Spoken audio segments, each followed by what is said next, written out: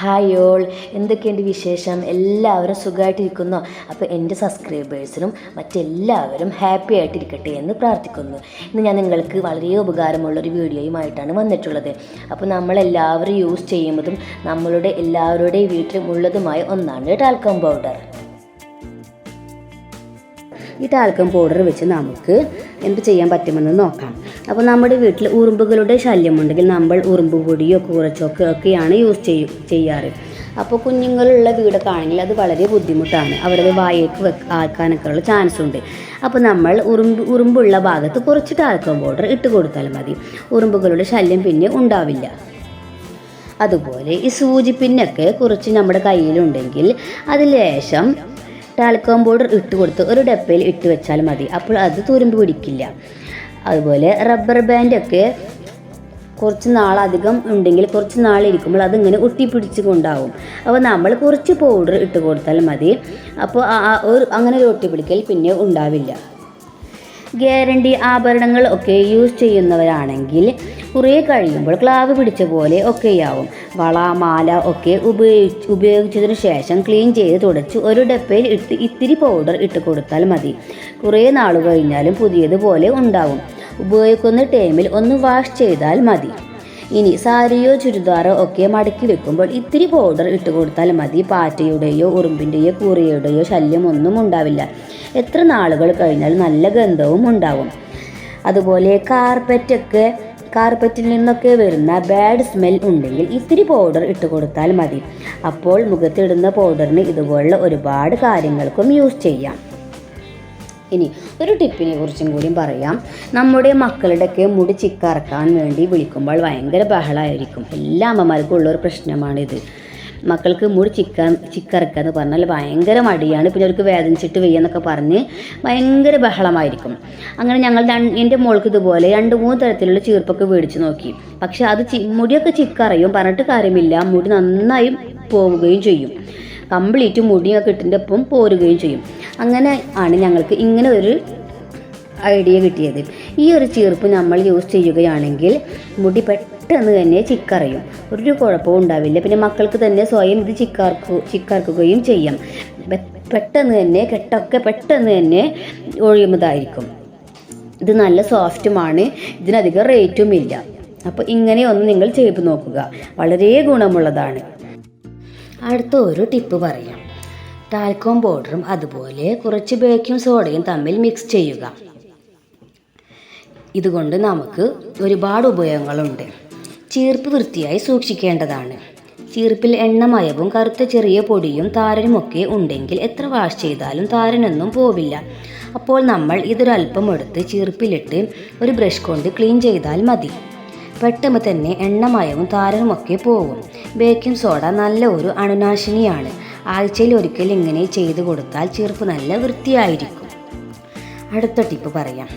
Pillow cover നമ്മൾ ഇടയ്ക്കിടയ്ക്ക് clean ചെയ്യും, പക്ഷേ പില്ലോ ക്ലീൻ ചെയ്യാറില്ല. പില്ലോയിലും ചെറിയ ചെറിയ സൂക്ഷ്മാണുക്കൾ ഉണ്ടാവും. അപ്പോൾ പില്ലോ നന്നായി ക്ലീൻ ചെയ്യാൻ വേണ്ടി ഈ ഒരു പൊടി ഇട്ട് കൊടുത്താൽ മതി. ഫ്ലാറ്റിലൊക്കെ താമസിക്കുന്നവർക്ക് ഇത് വളരെ ഹെൽപ്ഫുൾ ആയിരിക്കും. ഈ ഒരു പൊടി ഇട്ട് കൊടുക്കുമ്പോൾ പില്ലോയിലുള്ള എണ്ണമയവും ഈർപ്പവുമൊക്കെ ഈ ഒരു പൊടി വലിച്ചെടുത്തിട്ട് പില്ലോ നല്ല ഡ്രൈ ആക്കി വെച്ചോളും. അതുപോലെ എന്തെങ്കിലും അണുക്കളൊക്കെ ഉണ്ടെങ്കിൽ അത് ചത്തുപോകാനും ബേക്കിംഗ് സോഡയിട്ട് നമ്മൾ ഇതുപോലെ ഒരു ക്ലീൻ ചെയ്താൽ മതി. വെയിൽ കൊള്ളിക്കാൻ സാഹചര്യം ഇല്ലാത്തവർക്കും ഇതുപോലെ ചെയ്തതിനു ശേഷം ഫാനിൻ്റെ താഴെ വെച്ച് ഒന്ന് കാറ്റ് കൊള്ളിച്ചാൽ മതി. അപ്പോൾ ബേക്കിംഗ് സോഡ ബാഡ് സ്മെല്ലൊക്കെ വലിച്ചെടുക്കും. പൗഡർ ഈ എണ്ണ മെഴുക്കെല്ലാം വലിച്ചെടുത്തിട്ട് നല്ല ഡ്രൈ ആക്കി പില്ലോ വെച്ചോളും. അപ്പോൾ ഈ ഒരു രീതിയിൽ ഇടയ്ക്ക് ചെയ്യുകയാണെങ്കിൽ പില്ലോ നല്ല വൃത്തിയായി നമുക്ക് സൂക്ഷിക്കാൻ പറ്റും. അടുത്ത ടിപ്പ്. ചെറിയ കുഞ്ഞുങ്ങളൊക്കെ ഉള്ള വീടാണെങ്കിൽ ബെഡിൽ ചിലപ്പോൾ മൂത്രത്തിൻ്റെ സ്മെല്ലൊക്കെ ഉണ്ടാവും. അങ്ങനെയുള്ള പോകാത്ത സ്മെല്ലൊക്കെ ഉണ്ടെങ്കിൽ നമുക്ക് ചിലപ്പോൾ അറിയില്ല. പുറത്തുനിന്ന് ആരെങ്കിലും വന്നാൽ പെട്ടെന്ന് തന്നെ അവർക്ക് സ്മെല്ലുണ്ടാവും. അപ്പോൾ ആദ്യം തന്നെ നമ്മൾ മൂത്രമായ ഭാഗം നല്ല പോലെ നനഞ്ഞ തുണി ഉപയോഗിച്ച്, ഞാനൊക്കെ നനഞ്ഞ തുണി ഉപയോഗിച്ച് ക്ലീൻ ചെയ്യുമ്പോൾ ഇത്തിരി ഡെറ്റോളൊക്കെ ആക്കി നല്ല പോലെ തുടച്ച് എടുക്കാറുണ്ട്. 2-3 വട്ടം തുടച്ചതിന് ശേഷം നമുക്ക് ലാസ്റ്റ് ഇതുപോലെ ഒരു പൗഡറിൻ്റെ മിക്സ് ഇട്ടിട്ട് ക്ലീൻ ചെയ്ത് എടുക്കുകയാണെങ്കിൽ ആ ഒരു ബാഡ് സ്മെൽ മാറിക്കിട്ടും. അടുത്ത ടിപ്പ്, ഇനി സോക്സ് ഇട്ടിട്ട് എവിടെയെങ്കിലും ഒക്കെ പോയി വന്നാൽ കാലിനും സോക്സിനുമൊക്കെ ബേഡ് സ്മെൽ ഉണ്ടാകും. സോക്സ് ആരിട്ടാലും വിരലുകൾ പെട്ടെന്ന് വിയർക്കും. ആ ഒരു വിയർപ്പ് കൂടുതൽ സമയം തങ്ങി നിൽക്കുമ്പോഴാണ് ഈ ബാഡ് സ്മെൽ ഉണ്ടാവുന്നത്. അപ്പോൾ നമ്മൾ സോക്സിനുള്ളിൽ ഇതുപോലെ ഒരു പൗഡർ ഇട്ട് കൊടുക്കുകയാണെങ്കിൽ പെട്ടെന്ന് ഒന്നും വിയർപ്പിൻ്റെ സ്മെൽ ഉണ്ടാവില്ല. അതുപോലെ കാലുകൾ ഒന്ന് ഡ്രൈ ആക്കി വെക്കാനും പൗഡർ ഹെൽപ്പ് ചെയ്യും. അപ്പോൾ ഈ രീതിയിൽ ചെയ്യുകയാണെങ്കിൽ പുറത്ത് പോയി വീട്ടിലൊക്കെ വന്നാലും സോക്സ് ഊരുകയാണെങ്കിൽ അങ്ങനെ ബാഡ് സ്മെൽ ഉണ്ടാവില്ല. സോക്സിനുള്ളിൽ മാത്രമല്ല ഷൂവിനുള്ളിലും കുറച്ച് പൗഡർ ഇട്ട് കൊടുക്കുകയാണെങ്കിൽ ബാഡ് സ്മെൽ തീരെ ഉണ്ടാവില്ല. അടുത്ത ടിപ്പ്, കിച്ചണിൽ രാത്രി നമ്മൾ പാത്രമൊക്കെ കഴുകി ഇത്തിരി പൗഡർ ഇട്ട് കൊടുത്താൽ ബാഡ് സ്മെൽ ഉണ്ടാവില്ല. അതുപോലെ പ്രാണിശല്യവും ഉണ്ടാവില്ല. അപ്പോൾ ഇതുപോലെ ചെയ്യുന്നത് വളരെ നല്ലതാണ്. അടുത്ത ടിപ്പ്, രാത്രി കിടക്കുന്നതിന് മുമ്പ് ക്ലോസറ്റിൽ കുറച്ച് ടാൽക്കം പൗഡർ ഇട്ട് കൊടുത്താൽ രാവിലെ നമ്മൾ ബാത്റൂമിൻ്റെ ഡോർ ഓപ്പൺ ചെയ്യുമ്പോൾ തന്നെ നല്ല ഒരു സുഗന്ധമായിരിക്കും.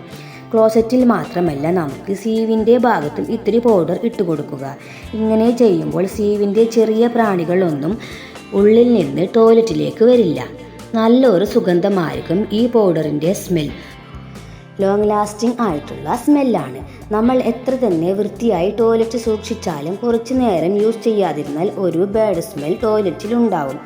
ആ ഒരു സ്മെൽ മാറ്റാൻ ഈ ടിപ്പ് നല്ലതാണ്. നമ്മൾ എല്ലാവരും ഉറങ്ങി എണീറ്റിൽ ആദ്യം പോകുന്നത് ടോയ്ലറ്റിലായിരിക്കും. അപ്പോൾ രാവിലെ നല്ല സ്മെൽ ഓടുകൂടി തുടങ്ങിയാൽ നമുക്കും ഒരു പോസിറ്റീവ് ആയിരിക്കും. അടുത്ത ടിപ്പ്, നമ്മൾ വാഷിംഗ് മെഷീൻ ഉണക്കുന്ന സമയത്ത് കുറച്ച് ടാൽക്കം പൗഡർ ഇട്ട് കൊടുത്താൽ ആ തുണികൾക്കൊക്കെ നല്ല സ്മെല്ലായിരിക്കും. എന്നിട്ട് ടാപ്പ് ഒന്ന് തുറന്നിടണം. കാരണം കുറച്ച് വെള്ളമായില്ലെങ്കിൽ ഡ്രസ്സിന്മേൽ പൗഡർ ഒട്ടിപ്പിടിക്കാനുള്ള ചാൻസ് ഉണ്ട്. അതൊന്ന് നമ്മൾ ശ്രദ്ധിച്ചാൽ മതി. കംഫർട്ട് എപ്പോഴും ഉണ്ടായി എന്നൊന്നും വരില്ലല്ലോ. അപ്പോൾ ഇങ്ങനെ ചെയ്താൽ മതി. പിന്നെ ലിപ്സ്റ്റിക്കും മസ്കാരയും ഒക്കെ ഇടുമ്പോൾ ആദ്യം ലിപ്സ്റ്റിക്ക് ഇട്ട് പിന്നെ ഇത്തിരി പൗഡർ കൂടി ഇട്ട് കൊടുക്കുക. എന്നിട്ട് വീണ്ടും ലിപ്സ്റ്റിക്ക് ഇട്ടാൽ അത് ഒരുപാട് നേരം നീണ്ടു നിൽക്കും ലിപ്സ്റ്റിക്ക് ഇട്ടത്. അതേപോലെ തന്നെ മസ്കാര ഇട്ട് ഉണങ്ങിയതിനു ശേഷം പൗഡർ ഇട്ട് വീണ്ടും മസ്കാര ഇടുകയാണെങ്കിൽ കുറേ നേരം അത് നീണ്ടു നിൽക്കും. ത്രെഡ് ചെയ്യുമ്പോൾ ഇത്തിരി പൗഡർ ഇട്ടാൽ പെയിൻ കുറയുന്നതായി കേട്ടിട്ടുണ്ട്. പിന്നെ ഓയിലി സ്കിന്നിനും ഡ്രൈ ആവാൻ ഇത് യൂസ് ചെയ്യാം. അതുപോലെ ഫോൺ ക്ലീൻ ചെയ്യാനും പൗഡർ ഇത്തിരി ഇട്ട് കൊടുത്ത് ടിഷ്യൂ പേപ്പർ കൊണ്ട് തുടച്ചാൽ മതി, നല്ല ക്ലീനായി കിട്ടും. അപ്പോൾ നിങ്ങൾക്ക് എൻ്റെ വീഡിയോ ഇഷ്ടപ്പെട്ടെങ്കിൽ സബ്സ്ക്രൈബ് ചെയ്യാനും ഷെയർ ചെയ്യാനും ലൈക്ക് ചെയ്യാനും മറക്കരുത്. അടുത്ത വീഡിയോസുമായി വീണ്ടും വരുന്നതായിരിക്കും.